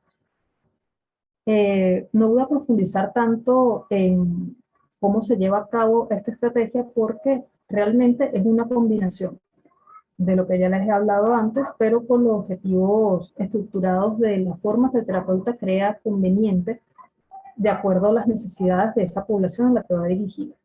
Pero realmente contempla estrategia de ambos. ¿Okay? Acá les tengo el ejemplo de esta aproximación, se llama Parent and Children Training Series. Está diseñado para niños de 3 a 10 años, implementa estrategias como modelado a través de videos y también abarca estrategias de modificación de conducta y mejoras de comunicación e incluso solución de problemas. Este es uno de los programas más completos que hay porque algunas personas incluso creen que sostienen que tienen elementos también de la parte cognitiva conductual, porque también se contempla la independencia de los niños. Igualmente, estrategias de comunicación y estrategias conductuales propiamente. Acá se sirven como recurso los videos. Esto ha sido bastante favorable para explicar la técnica, basándose en Bandura propiamente, en Bandura que del aprendizaje vicario para poder impartir. ¿Okay? Acá está el manual también. Vale. Ya que conocemos entonces los tipos de programa de intervención, ok, disculpen, ¿me escuchan? Aquí me está diciendo que me escuchan. Sí, profe, sí se escucha. De acuerdo, sí, es que Sí, yo la empezó a... escucho muy bien. Vale, muchas gracias. Eh, bueno, continúo. Disculpen, me está diciendo acá que hay un error de conexión. Bien, ya que conocemos los tipos de estrategia, vamos a hablar ahora del alcance, ¿ok? Si bien ustedes pudieron haberse dado cuenta que es algo bastante versátil, bastante pertinente, no siempre se aplica para todo. Y bueno, también tiene otros tipos de aplicaciones que tenemos que tener en cuenta. Como alcance, tenemos que puede ser implementado como estrategia complementaria para potenciar otros objetivos de estrategias terapéuticas. Es decir, esta, si bien es una estrategia versátil, no es que sea única y se ha demostrado que precisamente cuando nosotros entrenamos en consulta privada con los niños, niveles de atención, también seguimiento de instrucciones, seguir órdenes, esta estrategia va bastante bien. Porque si nosotros entrenamos a los niños propiamente sus propias habilidades, también necesitamos que los padres tengan las habilidades que van a mantener las conductas que nosotros estamos entrenando en el niño. Entonces, esta estrategia puede ser complementaria. También, bueno, otra del alcance de las bondades es que puede ser aplicado por vía remota, eso ya lo hemos conversado. Reitero, esto no va a comprometer en absoluto la consecución del programa ni su eficacia siempre y cuando esté bien diseñado y los objetivos se adapten a la población. Entonces es algo que nos viene bastante bien. Nosotros buscamos terapia por vía remota porque tenemos que ir hacia allá. Igualmente, los padres y terapeutas pueden hacer uso de gran variedad de recursos tecnológicos y pedagógicos para informar y recabar datos. Esto ya se lo explicaba en las características. Es uno de los alcances bastante significativos. Por otro lado, también se ve que esta estrategia puede ser usada a modo de prevención de manejos disciplinarios inadecuados, como por ejemplo la violencia. Es una de las estrategias que no solamente previene, sino que también puede ser implementada una vez que identificamos cierto problema, pero como dice en este alcance que viene acá, nosotros podemos llegar a hacerlo de forma preventiva si lo aplicamos en contextos más que todo de colegios o centros sociales, más allá de clínicos. ¿Okay? Prevención porque no es necesario que los padres tengan que ser realmente, por ejemplo, maltratadores o no tengan que tener nociones acerca de, como decía el autor Williams, la competencia general que tienen que tener. Siempre la estrategia no está de más, ¿okay? Para los padres interesados o esas poblaciones que nosotros identificamos que tal vez no tengan estas nociones básicas de manejo con niños. Eh, por último, el alcance también es que la estrategia puede adaptarse a las características específicas del paciente y su familia. Como no es una receta, nosotros podemos adaptar objetivos, por ejemplo, para modificar conductas en niños con trastorno de neurodesarrollo, por ejemplo. Entonces, es una estrategia que no se queda corta en cuanto a esto y que ha sido ampliamente investigada referente a los resultados. Voy a hablarles ahora de las limitaciones que tiene esta estrategia. La limitación más importante es que no debe enseñarse en el entrenamiento para padres estrategias perdón, de manejo de contingencias que requieran la supervisión presencial del terapeuta para llevarlas a cabo. Es decir, hay algunas estrategias de modificación de conducta donde el terapeuta tiene que necesariamente supervisar en ese momento a la persona que la está empleando. Un ejemplo es la contención física. Esta estrategia se usa más que todo para niños y adolescentes que experimentan heteroagresividad o autolesión. La técnica consiste en retener físicamente sin maltratar al individuo para que se calme y para que no pueda seguirse haciendo daño o haciéndole daño a otras personas. Esta técnica es delicada porque, es delicada porque siempre el terapeuta va a tener que supervisar la consecución para evitar que el individuo a la que se le está aplicando o la persona que está haciendo la contención sea lastimada. Disculpen. Si esta técnica se hace mal, puede llevar, por ejemplo, que haya algún tipo de desgarramiento de una extremidad o a que si los niños presentan agresividad puedan patear a alguien, puedan morderlos, ese tipo de cosas. Entonces, siempre el terapeuta va a tener que estar presente cuando se aplique esta técnica y cerciorarse de que la persona lo domina. Cuando la persona lo domine, es que el terapeuta da permiso a la persona de implementarla en casa también, por ejemplo. Si bien esto es una estrategia de castigo propiamente, pues no es algo que pueda enseñarse en un entrenamiento para padres, porque como ya sabemos, tiene una duración finita y no siempre vamos a estar haciendo el seguimiento. Además, que si es en formato grupal, no podemos enseñarle a hacer la contención al número de personas que asistan. Así que hay que tener cuidado con este tipo de estrategias y no deben enseñarse en el programa de entrenamiento para padres. Perdón. Bien, otra limitación es que los objetivos tal vez no puedan adaptarse completamente a las necesidades de ese paciente. Por ejemplo, cuando vemos que hay una interferencia emocional bastante fuerte, en algunos casos, por ejemplo, cuando hay abuso, cuando hay duelo, a veces tenemos que priorizar precisamente el abordaje de esta interferencia emocional que está presente en el niño o el adolescente antes que algo como esto. Porque ese individuo no va a estar preparado para asumir un cambio radical en cuanto a la dispensación de sus contingencias, de las contingencias de su ambiente, por factores, por ejemplo, inadaptativos o como el estrés, por ejemplo.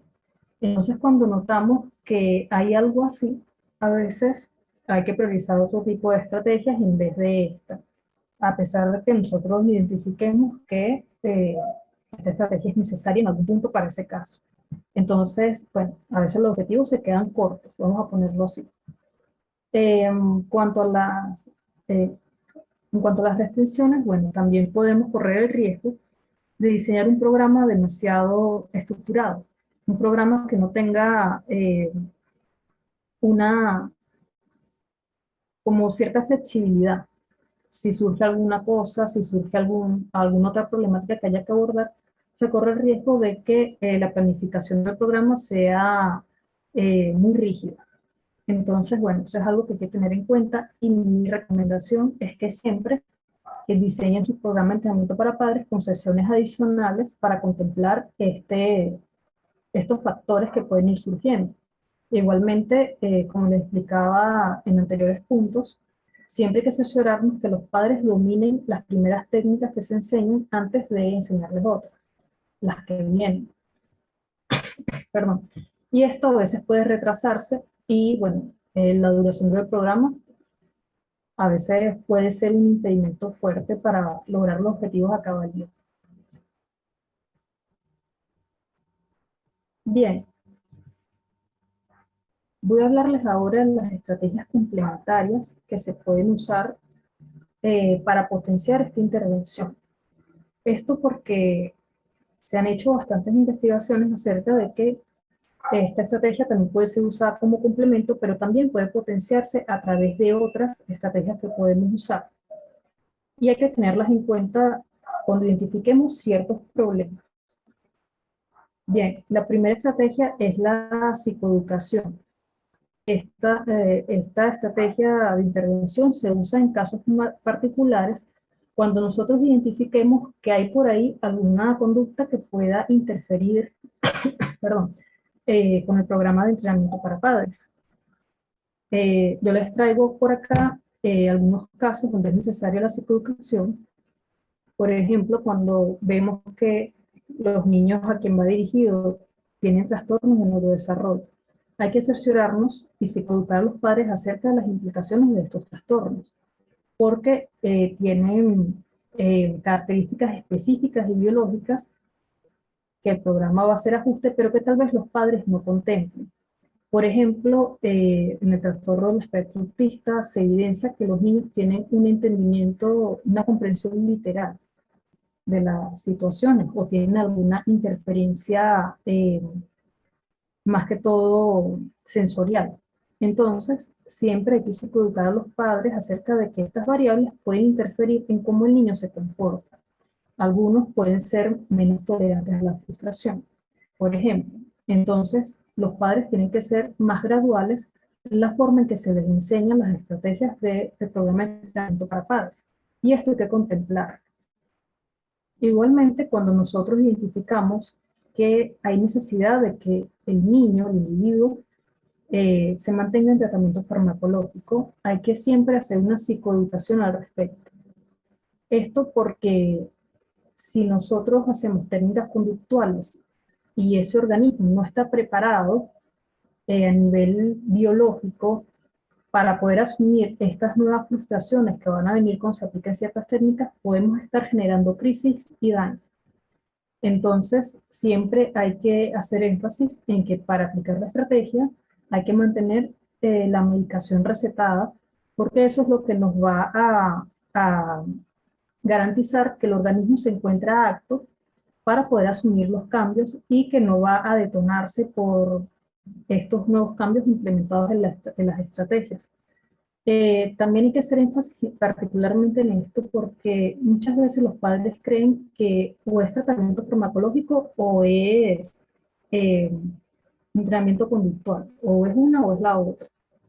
Entonces nos encontramos que a veces quitan la medicación, entonces notamos que hay cambios radicales de la conducta del niño y muchas veces, si no hay una correcta exploración, no se pueden explicar y resulta que son de corte biológico referente a esta variable. Por eso es que esto siempre tiene que estar y los padres tienen que comprometerse a cumplirlo.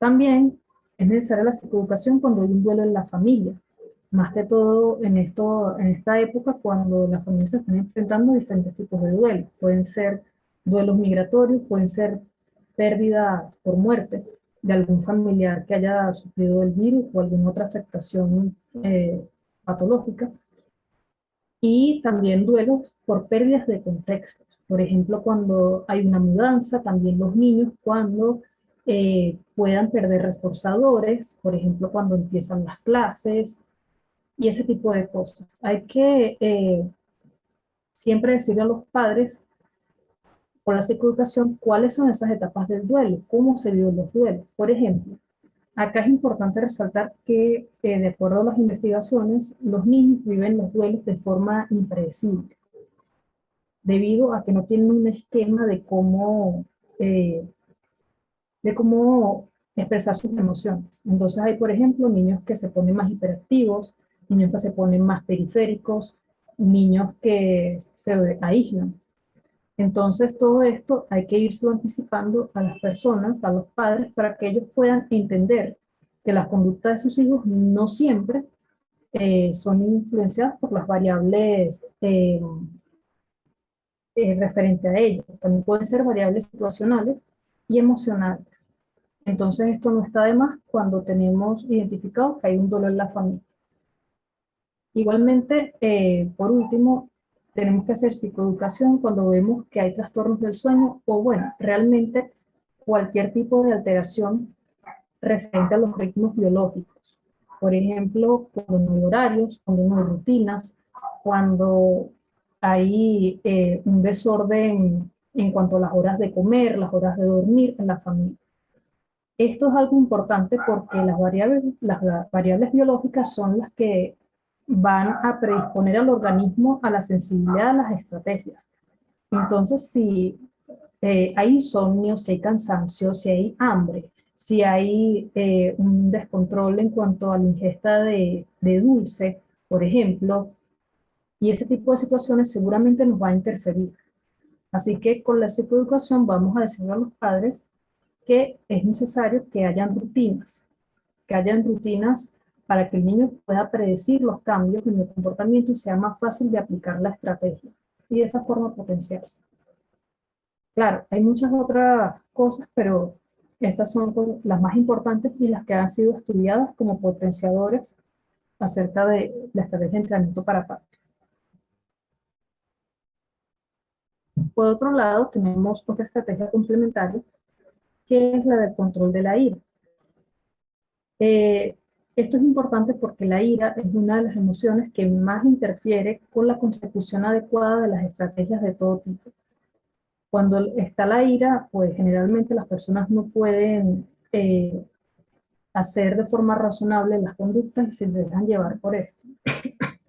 Entonces, si nosotros identificamos que hay padres explosivos o que hay niños que se frustran bastante rápido, o también adolescentes que pueden estar expresando este sentimiento, nosotros vamos a hacerle también una intervención en control de la ira, porque eso es lo que nos va a permitir que los padres puedan implementar de forma adecuada las estrategias. En primer lugar, pasamos por la identificación de la emoción de la ira a nivel biológico, o sea, todos los cambios ocurren en el organismo cuando la persona se siente iracunda. Aquí es donde vamos a implementar las técnicas de regulación fisiológica, como pueden ser la relajación progresiva o también la respiración diafragmática, que es otra técnica de relajación. Esto para bajar esos niveles fisiológicos acerca de la emoción de la ira y que consecuentemente la persona pueda tomar mejores decisiones en ese momento. Vamos a enseñarle también a las personas a expresar su desagrado de forma asertiva. Esto viene dado acerca, o sea, está relacionado con expresar lo que les molesta de una forma que no puedan herir o culpabilizar a otra persona.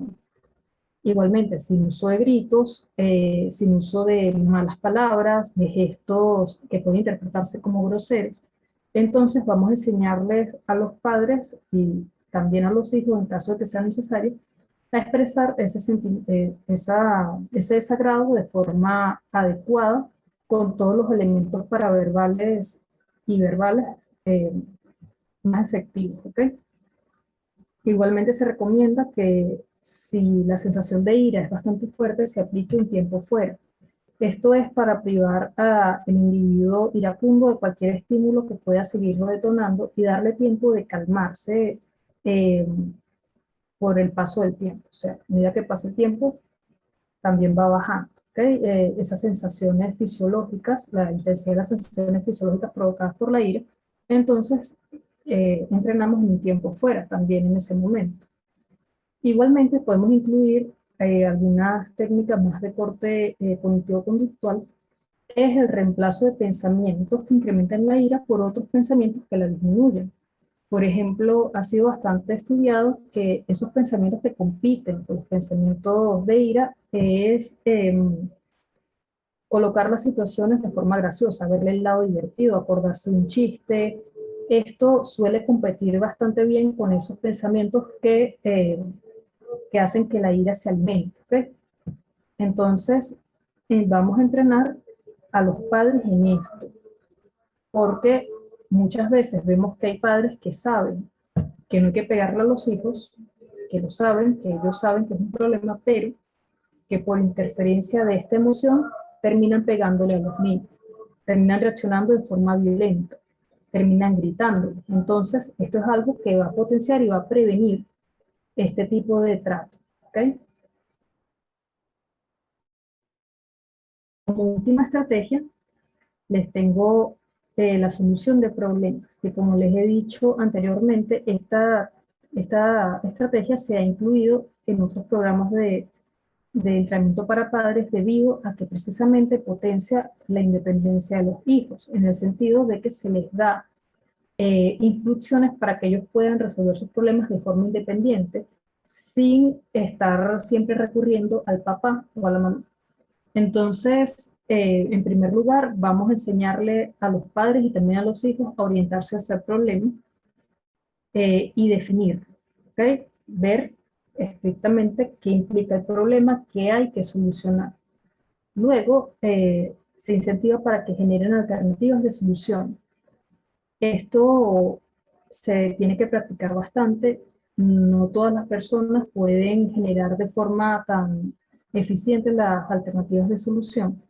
Entonces, el terapeuta tiene que estar generando, ayudando en los primeros instantes a la persona a poder generar sus alternativas, para que finalmente lo haga de forma independiente.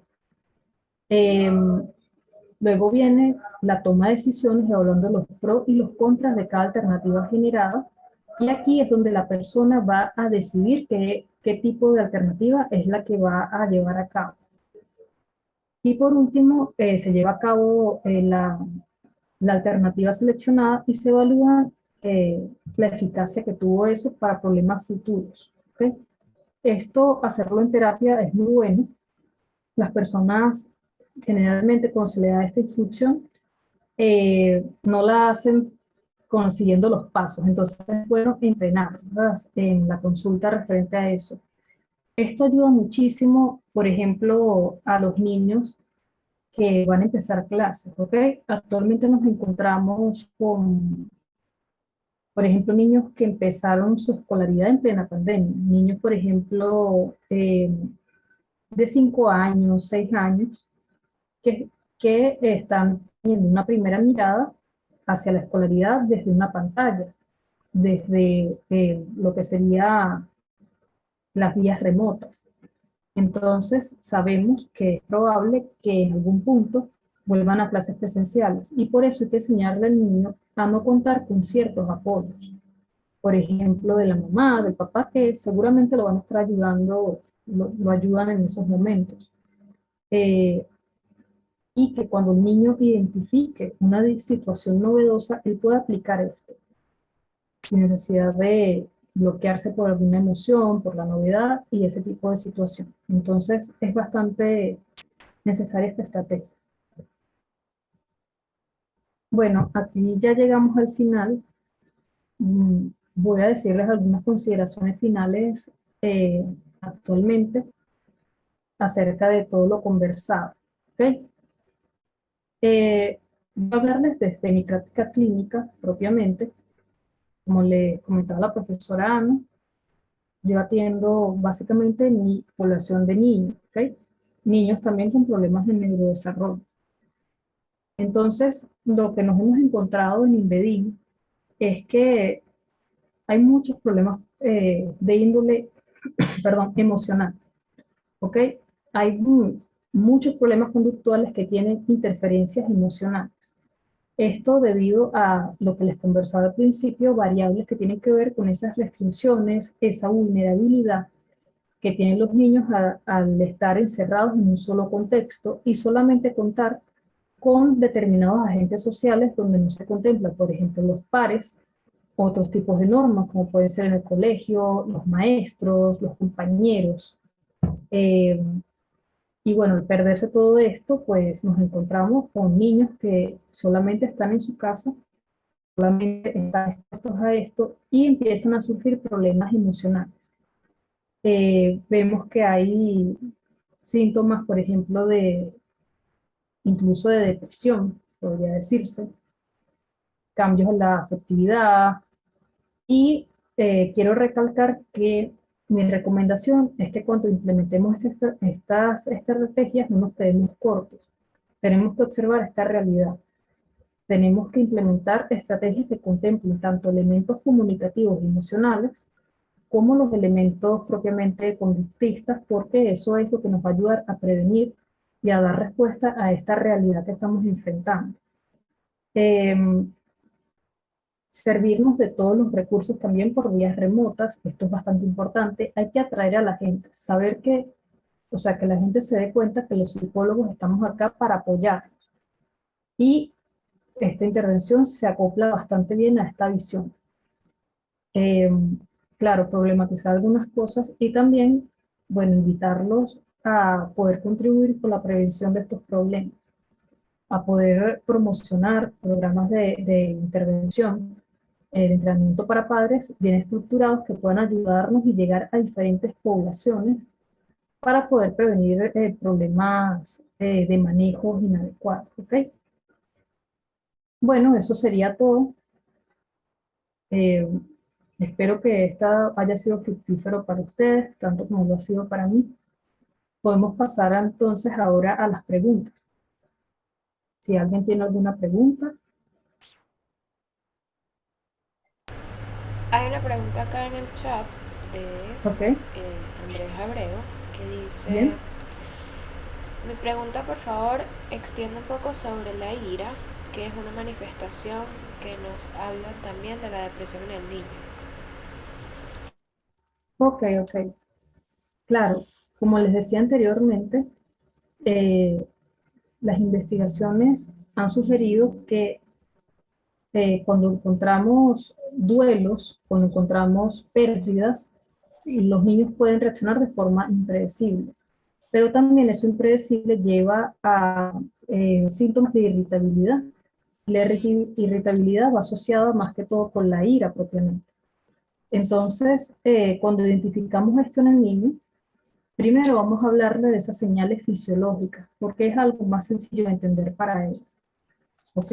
Si bien estamos hablando de una emoción, es difícil que un niño identifique lo que son sus pensamientos o sus antecedentes referente a eso. Es más fácil que el niño se dé cuenta que, por ejemplo, arruga la cara, que el corazón le late más rápido, que se siente tal vez más, que la temperatura corporal aumenta, que le sudan las manos, que tiembla, que tiene ganas de golpear. Entonces, si bien la represión de la ira no es una forma de abordaje, nos hemos encontrado en las terapias que a veces no solamente ayuda a esto que ya les comenté. Expresar la ira también está bien y parte de enseñar esa expresión de la ira una vez identificada también pasa por esa descarga, vamos a decirlo, biológica que tiene que tener el niño. Por ejemplo, en mi práctica clínica me he encontrado con pacientes que sí son explosivos, que tienen baja tolerancia a la frustración, pacientes que han enfrentado pérdidas y tienen síntomas de depresión. Cuando presentan la ira, muchas veces también presenta un poco de dificultades para poder expresarla de forma verbal. Más que todo niños entre los 5 y 9 años. Entonces, lo que se le pide es que identifique la emoción, pueda implementar las estrategias de autorregulación fisiológica, las cuales siempre tienen que practicarse en otros contextos que no son en el momento de la ira, de forma tal que él pueda naturalizarlas y pueda salirle de forma automática, perdón, en el momento que se siente iracundo, y en caso de que eso no logre regular sus necesidades fisiológicas en cuanto a la ira, su expresión, también se les manda, pues, si tiene necesidad de golpear, a golpear un objeto seguro. Por ejemplo, puede ser un cojín, un peluche o algo así. Aquí lo importante es que el niño se dé cuenta que él no está direccionando su agresividad hacia una persona, que no está diciendo grosería, sino que tiene una necesidad biológica que tiene que ser expresada y la está descargando en un objeto seguro y en un objeto que no se va a destruir propiamente. Entonces, cuando identificamos esto, hay que tener cuidado porque hay que dejar fluir la ira de una forma en que no se comprometa eh, esa expresión, pero tampoco ese funcionamiento que va a tener el niño en su entorno. Eh, Igualmente, si esto lo asociamos precisamente a problemas de depresión, seguramente van a haber otras cosas que podemos hacer. Si hay una depresión, podemos hablar de que existe una pérdida en algún reforzador, por ejemplo, que hubo antes. Entonces, hay que enseñarle también al niño que hay conductas alternativas para poder ir viviendo de forma más gradual esas etapas de duelo, en caso de que haya un duelo, o también ir superando un poco esos sentimientos depresivos. Entonces se les manda también una activación conductual, hacer actividades reforzantes y más que todo posicionar a los padres como apoyo. ¿Okay? Aquí es donde hay que hacer más énfasis en los padres como apoyo. Espero haber respondido la pregunta.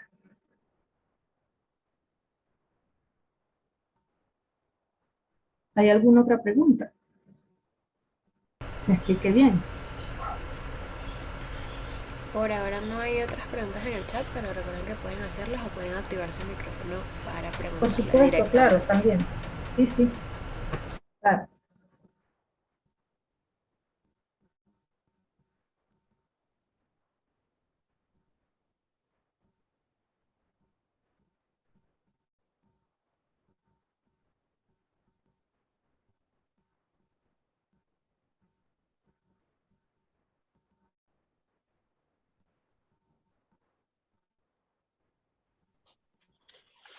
Bueno, Sandra, muy agradecidas por tu intervención. Ahorita fue que se me dio acomodó el internet. Ay, Pero estuvo bastante interesante, de verdad estuvo muy buena tu ponencia. Creo que todos pudimos aprender algo nuevo hoy. Si tienen alguna pregunta, por favor háganla. Recuerden que hay que aprovechar el espacio. Si no, creo que sería hasta ahora nuestra ponencia del día de hoy. De verdad, bastante buena. Muy, muy agradecida gracias. por tu intervención. Igual, Y muy agradecida, de verdad, por los participantes. Estuvieron bastante bien. Que de verdad estoy súper contenta. Y muy agradecida también con Valesca, que nos ha ayudado bastante igualmente, con agradecida con estos Vale. problemas de internet. Ujú. Entonces, si tienen alguna pregunta, háganlo, aprovechen el espacio. Vamos a esperar un poquito a ver. Si no, pues sería todo por el día de hoy.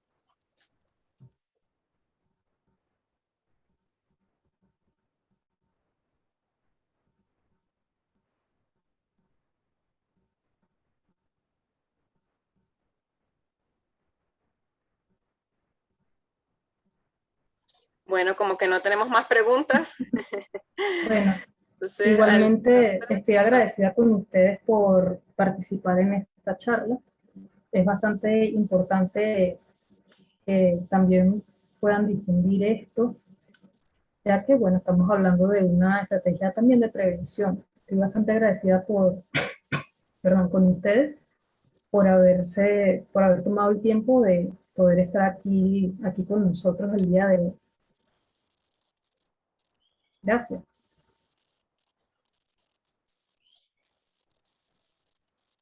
bueno, sin más que decir, nos